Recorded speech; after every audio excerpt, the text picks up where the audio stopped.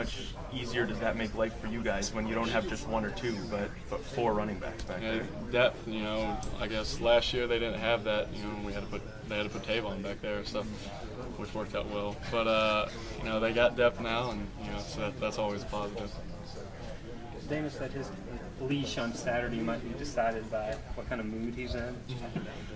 So, as you go out there in series to series, whether it's you starting or coming in, how does that affect you? How tough is it just to focus on play at hand and not worry that if you make a mistake or two?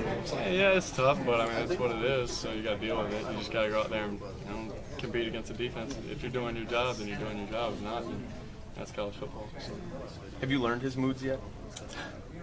I've learned his practice moods. I haven't learned his game moods, and I heard those are pretty fun. So I'm excited to see those. So.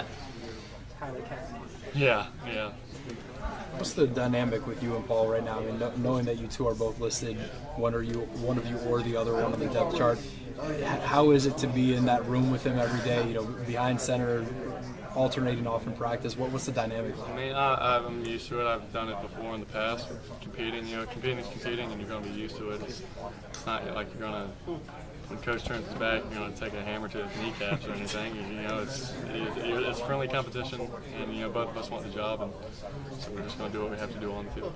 So if Paul's knees are broken, we come to you? Yeah, probably. My mom. How much work have you guys gotten in on William and Mary? What do you know about them? What have you seen out of them so far? Yeah, we've watched the film on them already, and I've got film on my iPad. Watched that tonight. They're a good team.